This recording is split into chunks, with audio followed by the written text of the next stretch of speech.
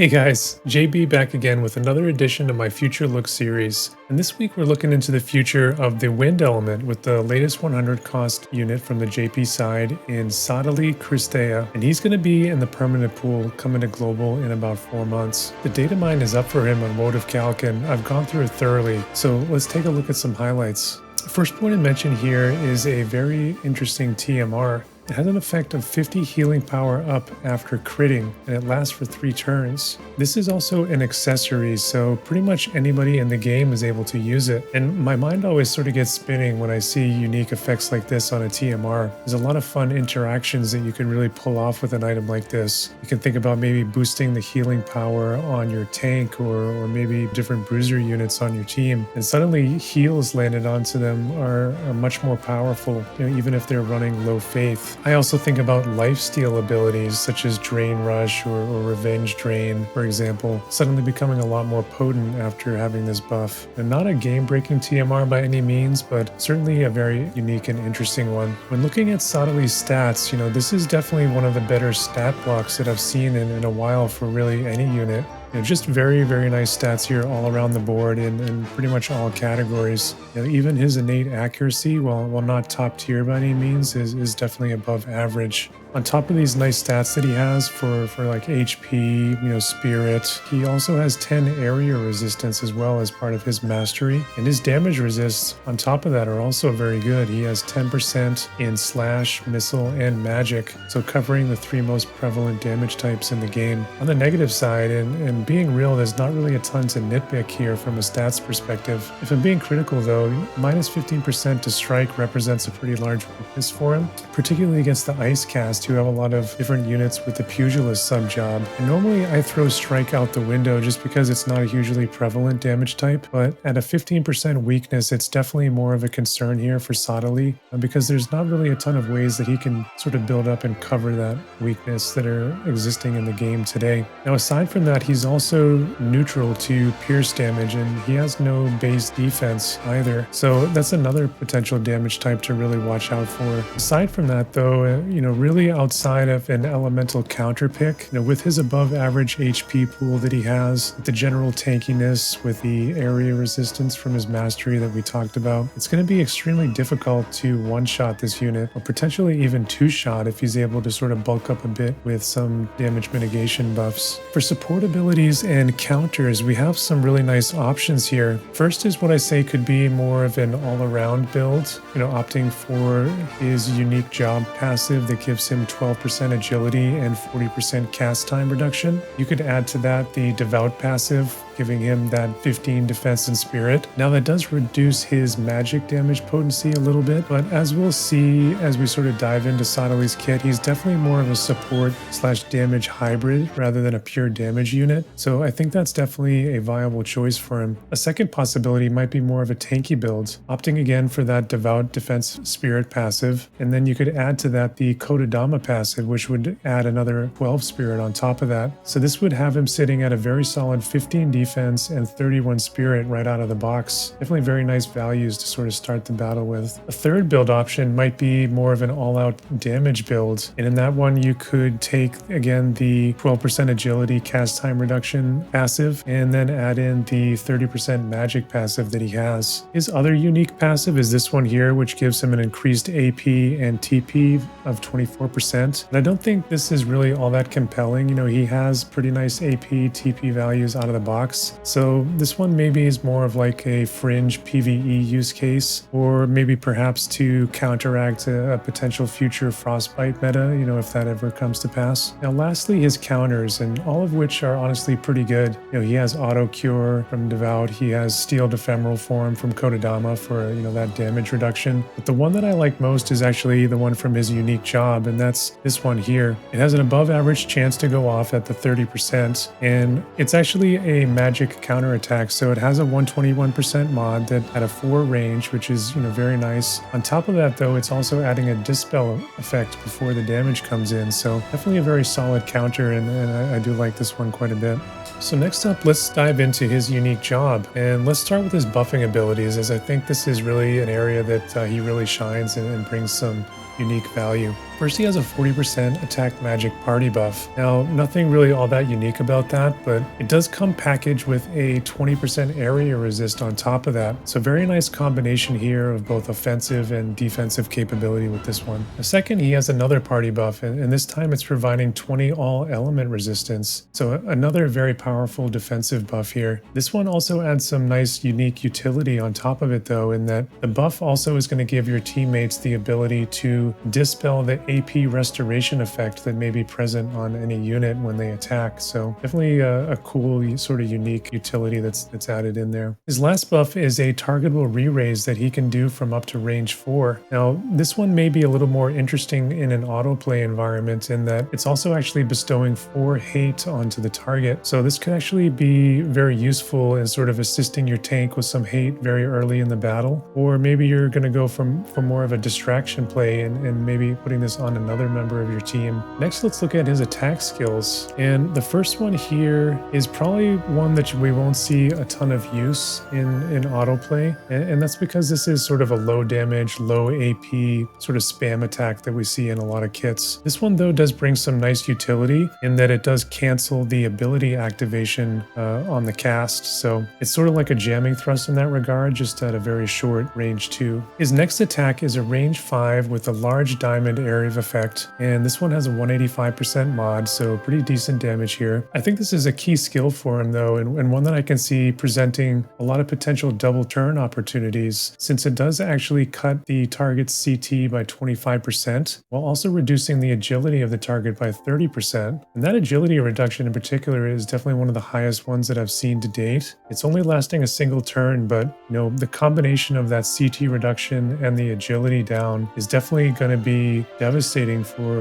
any target, in that they're probably going to be exposed to some chain attacks there for some big damage. His final skill here is actually a different damage type. You can see this one is missile based, and again this one has a nice range on it, range 5 again. It's also target piercing in that it has the potential to actually go through and hit multiple targets in a line if it's set up correctly. This one is applying a 25% missile imperil on it before the damage comes in as well, so could be some nice synergy there with other units in the wind cast. You could think of units like Lucia or Corwell, or even More the Merrier has a couple of missile attacks as well. It does bring a secondary effect of a 25% chance to confuse, and this one is kind of unique in that if the unit does get confused, they're hit with a minus 80% acquired AP while they're in that confused state. Honestly, I really appreciate the idea behind this effect, but I think this aspect of the skill kind of misses the mark for me just a little bit, because basically all that really does is going to give a few less AP on the auto attack that they're going to do while they're under that confusion. So definitely an interesting idea, but I think really lacking any sort of tangible impact in my opinion. Despite that though, I do really like the skill. It's very nice overall. So lastly, his limit break, and this one here is a range 4. Prior to the damage, it's giving him a buff for that singular attack, and then it gives him 50% magic res penetration, and that's not something that he has elsewhere in his kit, so that's definitely nice for hitting tankier targets. It has the standard 200% modifier for limit break, and this one is giving a 67% chance to charm the target, and interestingly it's also buffing the charmed target for 40% attack and magics, so you're really hoping that whoever you hit this with sort of turns around and then does big damage against their team. I do really like kind of the flavor behind this skill, and charm is always very powerful when you can get it to go off, so very cool limit break here. So moving on to a couple of highlights here when it comes to sub jobs, and here's definitely another case where I think all 3 options that he has have very nice aspects to them and definite use cases that I can see. For his main job, he has 2 very nice skills, the first being sort of a nimble movement equivalent, and then it gives him some additional mobility. The next one is a 48% wind imperil. Now the drawback on this imperil is that it's only a 2 range skill, and the imperil is actually also applied after the damage, so it's not going to be this sort of mega damage one-shot type skill, but it does provide very nice utility there, especially for PvE type environments. You can think about like trials or guild raids, for example. Also a very nice skill like in a manual sort of live PvP environment or class match scenario, in that you maybe have a Quicken lined up on Sadali. He goes in, he's able to hit with this 48% imperil, imperil and then is able to get a kill shot off on his next turn, or maybe even setting up another teammate for a kill shot. So definitely a very powerful skill, but maybe not one that would see a lot of use in an auto environment just because of its lower damage modifier. Now obviously that 48% imperil is huge, and to my knowledge I'm only aware of maybe one other unit within the game that has access to a 48% imperil, and that's my man Delita here. Gumi, please, when are we going to get Final Fantasy Tactics? We definitely need it. Next up is the Devout subjob, and this I feel like is a recent favorite of the developers. We've seen it come up a lot lately, but honestly I'm not complaining about that. This is a great sort of under the radar job in the game, and this is one that you'd use to really lean into that support build for Sadali. We already saw all of those great options that he has in his main kit, and this one just sort of expands on that and makes him even more powerful in the support regard. Crucially, it's going to give him access to a couple of heal spells, including Law of Invigoration, which is instant cast. Lastly, he has Kodadama, and this one is definitely more of an offensive choice. Sadali does not have any guaranteed hit in his main kit, and accuracy for him, while it's above average, is definitely not a huge strength. So having access to unavailable pain could prove very useful for him. This does actually give him another means to increase his mobility as well. And the last one is he does actually get the 50% magic barrier here as well, so definitely could make him extremely tanky versus magical scale damage with this. When you consider sort of the other buffs that he had in his kit with that area resist, the elemental resist, even that base spirit that he had that we talked about in his stats overview. So definitely don't sleep on Kodadama either. This could be a very solid choice for him in certain scenarios. All right, so you saw the kit, and maybe you're sold on going all in for Sadali. So what else is coming in the future for Wind specifically? At least on the global side, Wind has very much been built up quite extensively over the last couple of months, and it's now become one of the more powerful elements in the game. But really over the next several months there's not going to be very much more that's added to Wind, outside of maybe any sort of global exclusive that they decide to throw at us. I will say though that there's a very nice MR unit coming for Wind in a couple of months, and that's this unit here, Shirel or Cyril. I'm not sure on the exact translation, but in any effect this will be a very nice unit for cost restricted environments. By the way, if anyone is interested in a future look at this unit, definitely let me know in the comments and I'll consider that for a future episode. So the week following Sadali's release, we should be getting this vision card pictured here. As always, incredible job by the WoTV art team. They can just continue to be one of the game's greatest assets, and I'm always very impressed with the art that they are putting out. This one seems to be showing sort of Sadali's perspective in that, he's picturing himself as the hero here versus Gilgamesh. So definitely a very interesting view into his psyche. Very nice vision card here though. Particularly nice about this is the area resistance that Sadali could achieve while wearing it. Between the party and the bestowed effect, he gets 30 just from wearing the card. He has that 10 from his mastery that we talked about.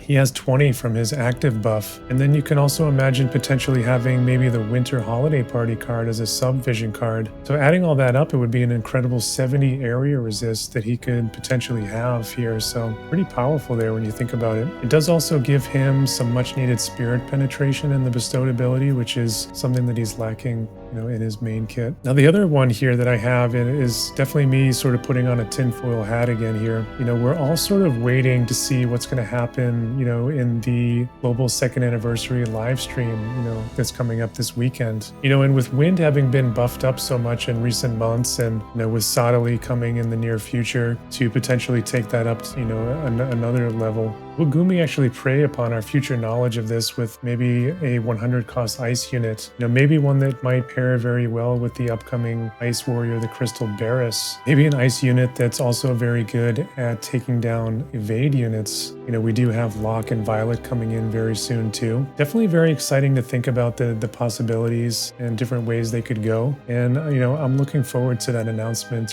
whatever it ends up being. So Sadali's kit is looking very strong. So, what are my final thoughts here? My takeaways are that 1, he's shaping up to be a very tanky unit, especially when it comes to magical scale damage, and he has a great overall stat pool. 2, his support options are very unique. Think about those damage mitigation buffs that he has. has that ability that he can give to the team to dispel AP restoration on the enemy, or maybe even that limit break that charms the enemy. So definitely some nice and unique abilities that he brings to the table. 3, he has access to 2 different damage types in both magic and missile damage, and that helps him fit in with some of the different companions that you might bring in a wind team. He also has access to a couple of different imperils with both wind damage and missile damage. And a missile damage imperil in particular is not something that we've really seen very often in War of the Visions, so definitely a nice unique aspect to him there as well. 4, from a meta standpoint, at least currently, wind is one of the strongest elements in the game, so he's coming into a very nice position in that element, one that's been built up very strongly with a lot of different vision cards, a lot of different units, and definitely an element that,